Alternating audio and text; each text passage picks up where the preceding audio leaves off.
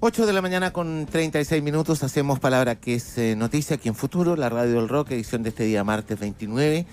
Bajo la premisa, los niños que no celebra, la Fundación San Carlos de Maipo dio a conocer un plan con el que se propone superar los problemas por los que atraviesa el sistema de protección de la infancia en nuestro país. Se trata de 5 medidas con las que busca implementar programas preventivos, integrar planes de reunificación familiar, conseguir una asistencia jurídica especializada, garantizar el derecho a la salud y modificar algunas causas de internación como las derivadas de la condición socioeconómica de las familias. Con esto se busca lograr una institucionalidad comprometida y una política y reglamento que haga operativo el sistema de protección. Queremos conocer más sobre esto. Está con nosotros aquí en el estudio Marcelo Sánchez, gerente general de la Fundación San Carlos de Maipo. Marcelo, bienvenido. Gracias por venir. Gracias, Antonio. Gracias. Hola, Marcelo. ¿Cómo llegan a este diagnóstico y la necesidad de establecer estas medidas? A ver, yo creo que ya lo decía el título, cuando iniciamos esta campaña de los niños que no celebran, tiene que ver con que básicamente la infancia, y como ustedes ya lo saben y lo hemos conversado algunas otras veces, es el grupo más postergado de las políticas públicas. 1 de cada 4 niños hoy día nacen en situación de pobreza, y si nace en la Araucanía es 1 de cada 3. Hay realidades locales que impactan, hay, por así decirlo, niveles de exclusión social cada vez más fuertes en la infancia. Entonces, yo creo que lo primero que nos ha dejado este mes de, entre comillas, celebración de los niños, es que hay muchos niños que hoy día están en una situación de postergación. No solamente los niños del sistema de protección. O sea, acá estamos hablando de más de 150.000 niños que al año están sujetos a alguna medida cautelar, que están participando en programas ambulatorios o programas residenciales de Sename. Pero detrás de ello hay una cifra mucho más gruesa y que tiene que ver con más de 1 millón de niños que están en una situación de pobreza multidimensional. Nosotros creemos de que hoy día el gran déficit que tenemos en materia de políticas públicas, por ejemplo, es el trabajo a nivel local, el que tengamos entidades, que tengamos la capacidad de fortalecer las redes locales de infancia. ¿Para qué? Para que precisamente el ámbito, el que más ha estado ausente de la discusión, esté presente, que es la prevención. Fíjense que cuando nosotros hablamos en materia del sistema de protección, hablamos desde haber llegado a placer, desde cuando ya se generó una vulneración de derechos, cuando ya hubo situaciones de violencia, cuando ya hubo una situación de abuso. Y por Dios que es doloroso, porque por mucho que tú tengas los mejores médicos del mundo para atender un abuso, como papá todos quisiéramos que jamás nuestro hijo pasara por eso. Entonces, cuando hablamos de prevención, hablamos básicamente de proteger a nuestros niños y para eso claramente la política pública está al debe. 1 de cada 6 pesos que se invierten, por ejemplo, en materia de seguridad, se invierten entre prevención, reinserción y todos los otros elementos que usted conoce. Y 5 pesos se invierten en dotación. Entonces, creo que como país tenemos que ir avanzando en esta materia y por eso que surgen estas 5 medidas que atienden básicamente primero al universo, considerando aquellos planes que son preventivos, o sea, que nos preocupemos de todos los niños y lo hagamos a través de un dispositivo, una base local, comunitaria, que trabajemos con las organizaciones sociales de base.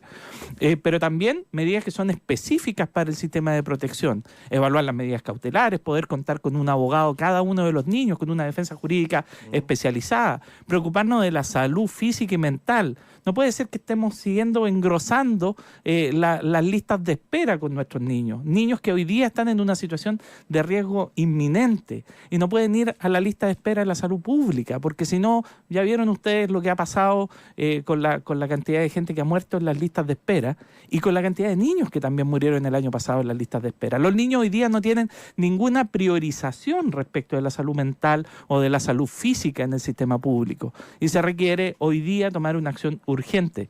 Y lamentablemente todas las medidas que se habían propuesto en materia de hacer diagnóstico, de derivar, todavía no se han materializado.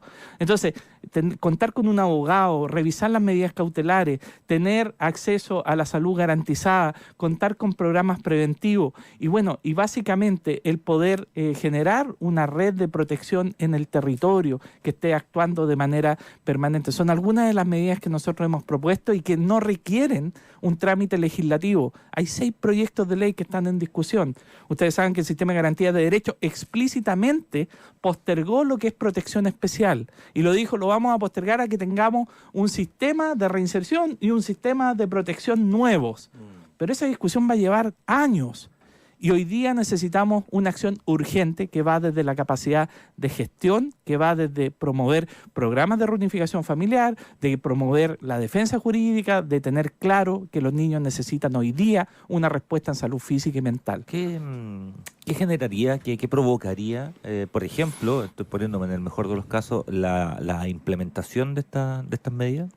La verdad es que el primer elemento es detener las vulneraciones de derechos y las vulneraciones institucionales, tanto adentro de las residencias, por ejemplo, como aquellos elementos que significan que el niño cuando egrese de la residencia tiene que volver a una familia, que si tú no has trabajado con esa familia va a seguir siendo vulneradora de derechos.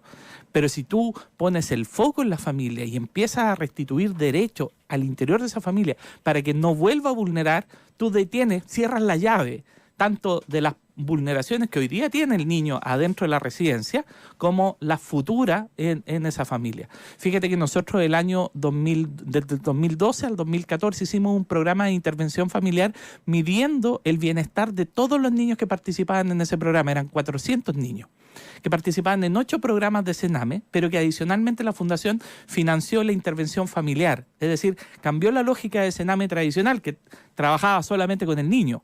Y dijimos, ¿sabes qué? Trabajemos con las familias. Y todos en ese momento nos decían, oye, cuidado, las familias son factores de riesgo. Las familias tenemos que mantenerlas alejadas de los niños. Bueno, trabajamos con esas familias. Pasaron alrededor de 2 años de intervención con esas familias.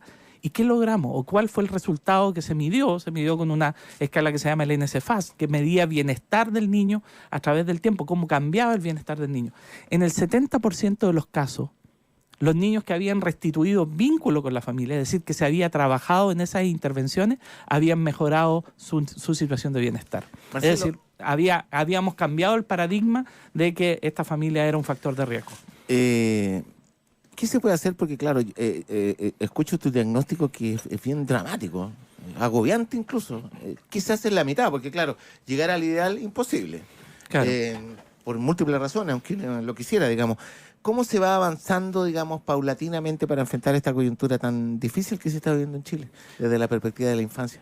Mira, por eso hemos seleccionado estas 5 medidas, no nos hemos agobiado con 30, 40 o 50. ¿ah? No hemos puesto tampoco... Es que más impracticable también. Sí, no hemos puesto, y además lo hemos puesto desde aquello que es realizable desde el Ejecutivo, que se pueden reasignar presupuestariamente recursos, por lo tanto no se tiene que pedir más recursos al Parlamento. Todos sabemos que el próximo año probablemente vamos a tener una necesidad de controlar los recursos fiscales, hay un exceso en el nivel de gasto. Entonces, ¿qué tenemos que hacer? Primero, mirar que en la oferta pública hay programas que no están funcionando y que por lo tanto se tienen que reasignar esos recursos. Ya yo lo he dicho varias veces. Nosotros, si tú miras los informes que hace la IPRE antes de la ley de presupuesto, un informe muestral de 20 programas, en esos 20 programas, cerca del 70% son programas que encuentran niveles insatisfactorios. Y seguimos invirtiendo en esos programas. Entonces la lógica te indica, por favor, no invertamos en programas que no están cumpliendo los objetivos. Reasignemos los recursos a las prioridades. Nosotros definimos esas 5 prioridades porque no requieren materia legislativa. Incluso hubo, por ejemplo, en el caso de la asistencia jurídica, hubo un intento por parte del Ministerio de Justicia de poder licitar la Defensoría Jurídica para todos los niños del sistema Sename. ¿Pero qué pasó? Suspendieron la licitación de última hora porque decidieron contratar abogados dependientes desde el Ministerio de Justicia. Bien o mal, independiente de que existan desde el Ministerio de Justicia, lo que nos complica a nosotros desde una medida como esa es que pierde autonomía. Fíjate que gran parte de los niños que hoy día están al interior de Sename son niños que han sido vulnerados por el Estado. Y en consecuencia, un defensor público contratado por el Estado va a demandar al Estado. O sea, si basta ver lo que pasa con los curadores ad litem. Los curadores ad litem es una figura financiada por el Estado, por Sename, que opera ante la necesidad determinada por los tribunales de familia frente a determinados delitos. Y los curadores ad litem defienden, entre comillas, al niño. Pero por Dios, yo no he visto nunca una apelación que llegue a la Corte de Apelaciones o una apelación que llegue a la Corte Suprema. Terminan los fallos en primera instancia. Entonces, y sin embargo, los defensores privados terminan alegando por el bienestar del niño. Entonces, hay un tema de calidad, hay un tema de autonomía que se requiere reformar en materia de defensa jurídica y hay un tema de cobertura. Entonces, Pero es cierto, uno se podría abrumar en esto y uno podría decir... Te escucho y estoy abrumado. No hay capacidad para resolver esto, pero sí la hay. Si nosotros seguimos insistiendo en la necesidad de poder contar con una representación jurídica, vamos también a tener la posibilidad de con esos abogados revisar aquellas medidas cautelares que llevaron a los niños al interior de la residencia. Hay muchos niños que están en residencia que no debieran estar ahí. Hay muchos niños que están por situación de pobreza. Hay muchos niños que están ahí porque hay un diagnóstico equivocado, que dice, mira, ¿sabes qué? No hay ningún adulto responsable que pueda hacerse cargo. Y resulta que los abuelitos están pidiendo hace 2 años la custodia. Entonces, ¿qué sucede? Hay materia de calidad en aquellos diagnósticos que se tomaron, en que se tomaron esas medidas cautelares. Por otro lado, si contamos con representación jurídica, va a haber una defensa también de los niños al interior de la residencia para que no se vulneren sus derechos. Por lo tanto, si te fijas, esa es una medida que tiene varios impactos. Pero también el poder continuar con el tamizaje que hoy día está haciendo el Ministerio de Salud, que se supone que está haciendo un diagnóstico en todas las residencias para determinar cuáles niños hoy día están en una situación de gravedad. Pero la segunda parte de eso significa que esos niños tienen que tener cobertura garantizada. Entonces, no podemos hacer el tamizaje, determinar cuáles son los niños que están en situación de riesgo y decir, ok, vayan a las listas de espera. No es sensato. Lo que tenemos que hacer es, determinado el tamizaje, determinada la gravedad en materia de salud física y mental, proveer los recursos necesarios para que esos niños sean atendidos de manera urgente. Eso es darle prioridad a la infancia. Entonces, si te fijas, no son medidas que están alejadas del camino que hoy día está desarrollado, pero que requieren una ejecución distinta, prioritaria, donde se asignen los recursos, donde se reasignen recursos que hoy día existen y que no requieren materia legislativa. Ahora, si la crisis es tan profunda con el Sename, ¿qué posibilidad hay de, por muy interesantes y fáciles de llevar a cabo de estas medidas que ustedes están promoviendo, qué viabilidad práctica hay que se desarrollen, digamos? Yo creo que hay varios elementos. Pensando en la crisis profunda, las investigaciones, pareciera que aquí nadie se quiere hacer cargo de este tema, en realidad, porque estamos con cosas. Yo creo que hay un tema efectivamente de voluntad política, de sentar a todos los actores acá a la mesa, a los tribunales de familia, al Ejecutivo, al Legislativo, etcétera. Pero hay medidas de corto y de largo aliento. Las de corto aliento tienen que ver con aquellas que hoy día podemos hacer desde la gestión. Las de mediano plazo están hoy día en el Parlamento, van a estar en discusión. Hay que perfeccionar esos proyectos. Por ejemplo, un defensor del niño sin defensa jurídica, ¿qué sentido tiene? Es meramente simbólico. Y por lo tanto hay que perfeccionar esos proyectos de ley. Un sistema de garantías que no cuenta hoy día con una vinculación presupuestaria, con la capacidad de articular a los distintos actores, nos va a llevar a lo mismo que hoy día tenemos con Sename. Si Sename fracasa, porque es un sistema psicosocial que depende de la intersectorialidad del Estado.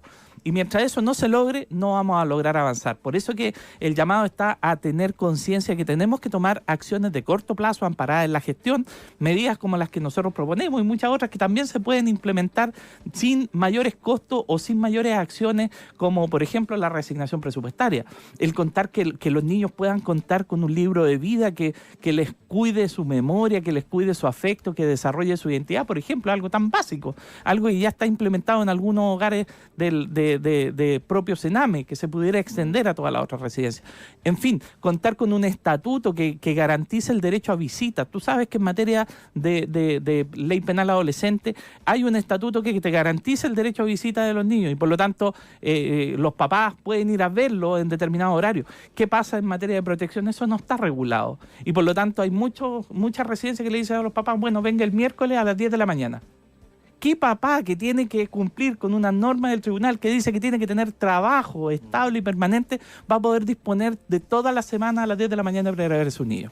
Entonces, hay medidas que se pueden tomar que son de un aliento que están basados en la gestión y hay otras medidas que naturalmente requieren algo más estructural. Pero el primer llamado es a la prevención. Antonio, Cristian, nosotros tenemos que hacer un esfuerzo por instalar modelos preventivos basados en la evidencia en los territorios con énfasis local.